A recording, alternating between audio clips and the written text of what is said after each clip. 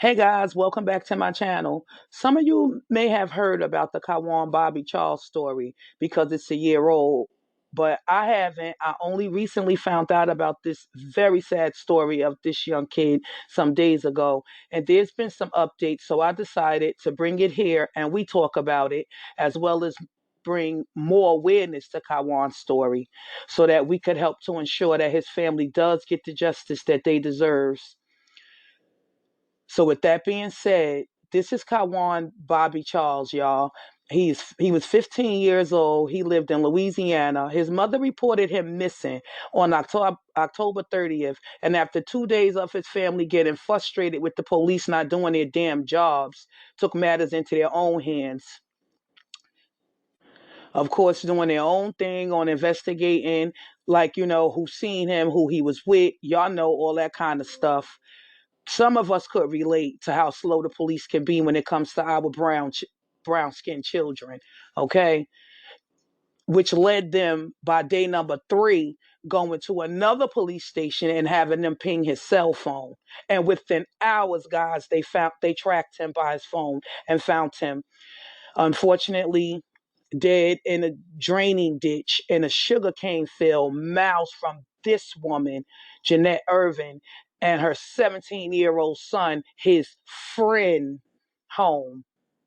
Not to mention the police had already been made aware that they were the last ones to see him and be with him. Attention all over this country. The mother of 15-year-old Quawaun Charles speaking out to our own Janae about why she feels police mishandled her son's case. And Janae Norman here with much more. Janae, good morning to you. Good morning. Baldwin police are defending their response to Quawaun's disappearance, saying they did not drop the ball. His family's attorney, though, shared 6 missing persons cases from the last 2 years in the same parish where Quawaun disappeared. Police notified local media in every case. None of those cases involved black boys, and Quawaun's family believes that's the difference in his case. Quawaun was a good kid, a loving child. You know, I loved him and he loved me. This morning, a mother mourning the loss of her son and questioning whether 15-year-old Quawaun Charles was murdered. I cannot sleep at night like I want to. I'm constantly thinking about my son and trying to figure out exactly how he died. The family says Quawaun disappeared and they reported him missing October 30th. Video from that day shows him being picked up by a friend and the friend's mother. His body was found November 3rd in a sugarcane field about 20 miles away, his face barely recognizable. Roxanne Nelson believes police could have saved her son had they acted faster. They could have done more. They didn't do what they were supposed to do. Had they done what they were supposed to do, my son would be alive today. But I feel because my son was black, it didn't matter to them. Local police never notified state police to issue an Amber Alert, nor did police report Quawaun's disappearance to local media. Amber Alerts in Louisiana are issued by the state police. The state police cannot issue Amber Alerts if they are not notified of missing children. If any one person had done their job, Quawaun would probably be alive today. The family's attorney points to other cases of missing children when police took faster action and believes this case was different because Quawaun was a young black boy. We don't think they looked at Quawaun and saw their own children. We don't think that his life was high enough on the totem pole for them to exhaust all resources. The family also questions why police didn't ping Quawaun's cell phone to find him the day he was reported missing, instead waiting 4 days and then finding his body. Do you think that if local police had reached out to state police and if they pinged Quawaun's phone earlier, sooner, do you think that your son would be home with you today? Yes, I really believe he would. But because they didn't, he's not with me, and he won't ever be with me again. Ever. He's gone forever because they didn't do their job. And from the looks of that video, I don't know, y'all, if it's me or what, or the speed, but they sure look like they was in a hurry to get the hell up out of there. So I get why Quawaun's mother felt like the police didn't do their damn jobs. And in my opinion, they definitely dropped the ball. All they had to do was just ping his phone the day if they would have pinged his phone the day his mother reported him missing, who's to say he just may be alive today? Hell, they found him just miles away from this lady's home and her 17-year-old son. It just makes no sense to me. Hell, I watched the first 48, so I know they always say the first 48 hours are crucial. And this is a child, who's missing, where you have people who've seen him, videos of them picking him up. It takes more than just a short conversation and letting them go on about their business and telling the family they don't know anything. We'll just keep watching. Nearly 3 months since 15-year-old Quawaun Bobby Charles his body was found in a sugarcane field. The autopsy said he drowned, yet it's still unclear how he ended up dead after leaving his friend's home and if foul play was involved. News 10's Britt LaFaso takes us through what has happened since the teen's body was discovered and where the investigation into his death stands now. What happened to Quawaun Charles? It's a question that is yet to be answered even 3 months after his mysterious death. While we still don't know how or why Charles ended up dead in a shallow ditch, here's what we do know. On October 30th, the Irvin family picked up Quawaun Charles from his Baldwin home. That night, Charles's parents reported him missing to Baldwin police, unaware the Irvins had picked him up. After 4 days had gone by, Charles's parents contacted the Iberia Parish Sheriff's Office. Within hours, they found Charles's body in a sugarcane field less than a mile from the Irvins family home. Weeks later, the autopsy was released. It indicated Charles drowned.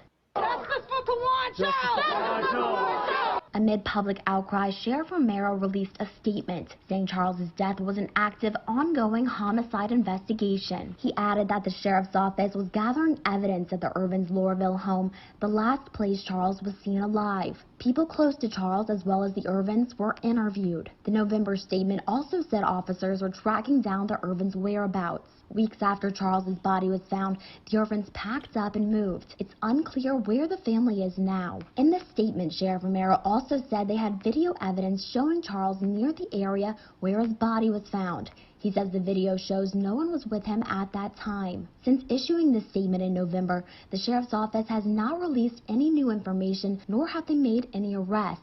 In January, the first new development in Charles's case finally came. An independent toxicology report showed that Charles had no hallucinogenic drugs in his system when he died. An attorney for Charles's family insists the toxicology report proves that the Irvins played a part in his death and planned to cover up. He says the Irvins told their investigators that Charles was high on mushrooms when an argument broke out and he left their Laurelville home. But their toxicology report suggests that wasn't true. Attorneys say they'll continue to push for an arrest so Charles's family can get answers. By not knowing, you can never begin to try to put this behind you.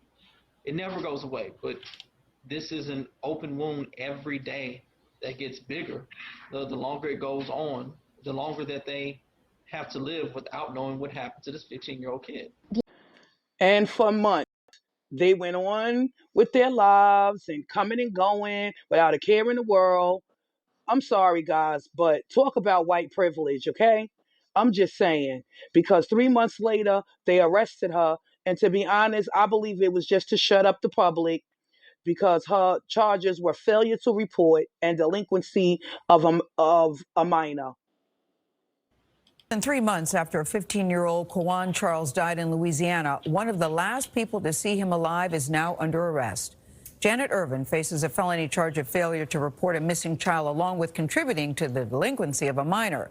Now, video shows Irvin picking up Quawaun from his father's home. This was on October 30th, the day his parents reported him missing. Irvin has told the family's investigators that Quawaun did drugs at her home, then left, claiming he was going to kill himself. His body was found 4 days later in ankle-deep water in a sugarcane ditch. The autopsy and toxicology report shows that he drowned with a small amount of alcohol and THC in his system. The local sheriff says the death investigation is ongoing. The Charles family attorney says he expects people will start coming forward to explain how Quawaun died. I'm confident that my office has put together an extremely strong case against Mrs. Irvin. We believe that other folks that have information now will see the walls closing in And I believe either from guilt or self-preservation, we'll begin to talk. Now, we have been unable to reach Irvin for comment on this story. Her bail has not been set, and she is still in custody at this hour. Remember, we covered this story from the very beginning. It was troubling from the very start. And now to hear that she told his family's attorneys that she did drugs with him and her son, and Quawaun, and then left, and he claimed he was going to kill himself. You didn't call the family, you don't call the police, and now you're the last person. The story is, there's something very smelly about the story, and I hope the family is right when they say maybe more people will come forward. I mean, come on. Why wasn't she charged immediately? Once they saw the video of him leaving with her and her son in that car, her 17-year-old son. Yes, I'm going to keep saying that again and again. Her 17-year-old son. So, yeah, I think they only arrested her to shut up the community who was getting sick of the damn lies. One minute he was drinking alcohol, then the next he was eating mushrooms. Then the son even said he smoked weed with him when a toxicology report said he clearly had no drugs or alcohol, anything, none of that kind of shit in his system at all. They just continued and continued with the lies. But nonetheless, they did arrest her, giving her a bail of $400,000 for a judge to later drop it down to $90,000. The 15-year-old Quawaun Bobby Charles family say they are outraged that Janet Irvin was released from jail. Irvin was released last week after a judge reduced her bond by over $300,000. News 10's Britt LaFaso spoke exclusively with Quawaun Charles' cousin, who says their family not only wants Janet Irvin back in jail, they also want her charged with murder. It's a story you'll see only on News 10. Rage, anger and rage. Our family is outraged. Quawaun is dead. He was murdered. Quawaun's cousin Selena Charles says his mom Roxanne and the rest of their family is furious that Janet Irvin was released from jail. The first words that came out of Roxanne's mouth whenever we was at the coroner's office was that they beat my baby. They beat my baby. My aunt is not okay with Janet being out of jail.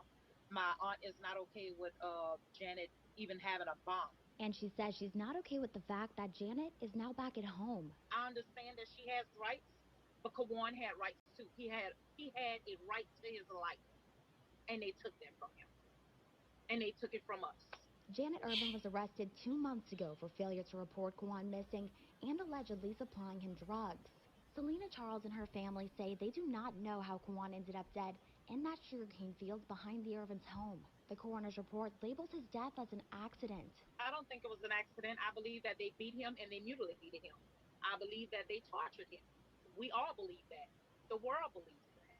She says she does not buy the theory that Quawaun accidentally drowned in a sugarcane ditch with only a few inches of water. She says their entire family feels that Janet Irvin, her son, and her boyfriend are lying about what really happened to Quawaun. I believe that they all had their hand up in Quawaun's murder. Charles says her family hopes the truth will come out. She has her day coming. She has her day coming. All of it. We won't stop fighting, and we will get justice. And the murderers that murdered Quawaun, you will not get away. You will not get away. For KLFY News 10, I'm Britt LaFaso. The judge who reduced Janet Irvin's bond also set restrictions for her release. She's now living in Youngsville with her boyfriend. She can only leave the home for work, court, or medical purposes, and she must wear an ankle monitor at all times. And I'm not mad at Auntie. I'm not mad at Auntie, not one damn bit, or the family. And Mom is suing. She is suing a number of people who felt her son, as she should. She's suing the Baldwin Police Chief Harry Boo Boo Smith, Baldwin Assistant Police Chief Samuel Wise III, St. Mary's Parish Sheriff Blaze Smith. She's suing Jeanette Irvin, Gavin Irvin, Jeanette's son. She's suing Tyler LaGrosse, Jeanette's boyfriend, the Baldwin Police Department, the St. Mary Parish Sheriff's Office. She's suing XYZ Insurance Company. That's the Baldwin's Police Department Insurance Company. And she's suing ABC Insurance Company. That's the St. Mary's Parish sheriff's office insurance company. So yeah, I'm not mad at her, not one damn bit. That's right. And I believe more is going to come. Some more shit gonna come out during all of this. Watch, people heads gonna roll. People gonna start talking. I pray so. I really hope so. No, forget that. No, not hope so or pray so. It's going to happen. This family is gonna definitely get the justice that they deserves. That they deserve. And with that being said, guys, thank you for watching. Thank you for listening. Don't forget to hit that like button and subscribe to the channel if you already have it. And hit that notification bell so you'll be sure to see when I bring you more videos. And guys, follow me on my Instagram, Twitter, and join my Facebook, all at Sister Girl Talk TV. Bye.